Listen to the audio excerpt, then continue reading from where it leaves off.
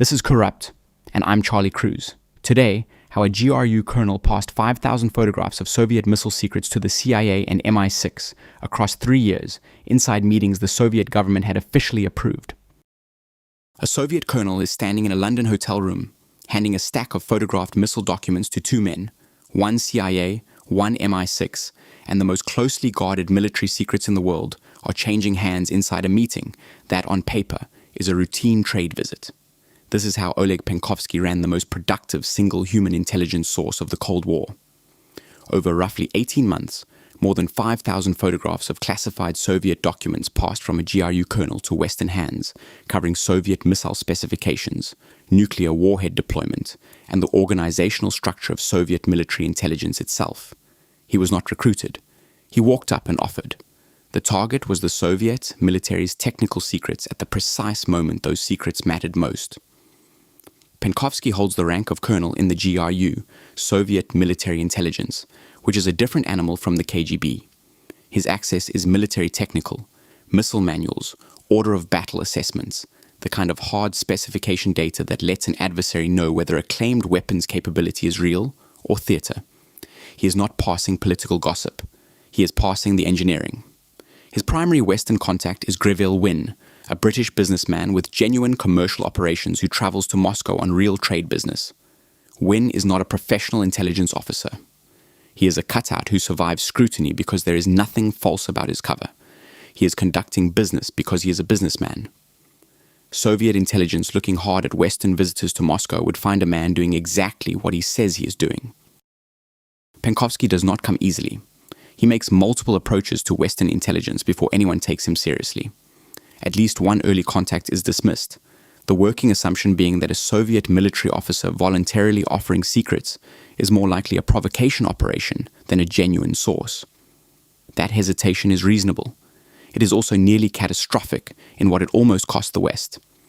Here's how the operation works once it is running. The Soviet government is, during this period, actively promoting trade contacts with the West as a matter of state policy. A GRU officer attending receptions, dinners, and meetings with British and American businessmen is not a red flag. It is his job.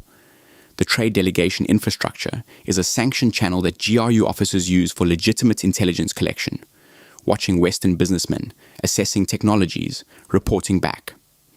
Penkovsky is using the same channel in reverse, and the camouflage is structural. The system that is supposed to protect Soviet secrets is the same system making his operation invisible. You have seen this one before. Stay with me, because the mechanism is more specific than it looks. When Penkovsky travels with Soviet trade delegations to London and Paris, he meets with a joint CIA and MI6 team for extended debriefing sessions running across multiple days. British and American case officers together in the same room with a Soviet colonel is, by the standards of Cold War intelligence, unusual enough to be remarkable. The bulk of his most productive direct contact happens in those Western cities, not in Moscow, where the surveillance environment is far more hostile. In Moscow, the operation relies on his handlers working at a greater remove. Janet Chisholm, wife of a British MI6 officer stationed in Moscow, becomes a conduit. Apparently casual encounters in public spaces, film canisters, and documents passing during meetings that look like nothing more than a woman out with her children. Inside Soviet facilities, Penkovsky photographs documents using a Minox miniature camera provided by his handlers. The total volume, more than 5,000 photographs confirmed across multiple sourced accounts, is extraordinary for a single source. He achieves it because his GRU posting gives him legitimate access to the materials, and because the operational windows created by trade delegation travel give him repeated, low scrutiny moments to pass what he has collected. The intelligence is credited with informing American analysis during the Cuban Missile Crisis. The CIA's position is that Penkovsky's materials on Soviet missile capabilities were instrumental in understanding what the Soviets actually had versus what they were claiming. That credit is not seriously disputed, even if some analysts argue the specific documents were less operationally decisive than the institutional narrative implies. The operation ran for approximately 18 months. The mechanism held for 18 months because it was not a trick. It was an institutional blind spot built into the Soviet system itself. The same infrastructure that let GRU officers collect intelligence on Western businessmen made a Western-connected GRU officer almost invisible. Soviet counterintelligence found him anyway.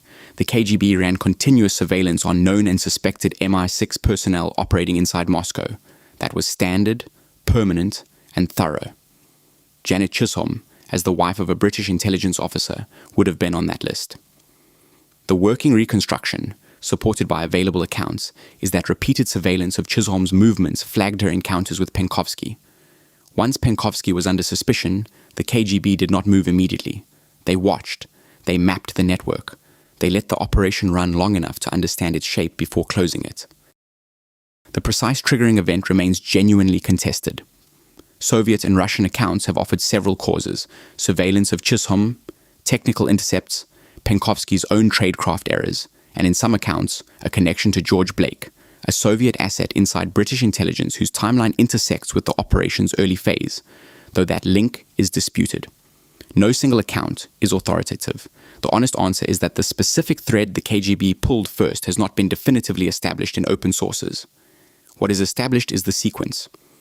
Penkovsky was arrested in Moscow. Shortly after, Wynne was arrested separately in Budapest while on a business trip, the KGB moving on both ends of the operation in close sequence once they had sufficient evidence to act. The trial was public. Both men were convicted. Wynne received 8 years and served less than one before being exchanged in a prisoner swap for Soviet spy Konon Molody. Penkovsky was convicted of treason and espionage and executed. The Soviet government stated he was shot. Cold War-era speculation about a possible exchange surfaced and faded without credible support. Greville Wynne died years later. The intelligence Penkovsky produced has been partially declassified by both the CIA and British services and is assessed as among the most significant single-source human intelligence operations of the Cold War. The Soviet system built a trade delegation infrastructure to collect intelligence on the West, made it routine for GRU officers to meet Western contacts, and then watched one of its colonels use that same infrastructure to hand the West everything it needed to know about Soviet missiles. The vulnerability and the operation were the same thing. You have been listening to Corrupt with Charlie Cruz.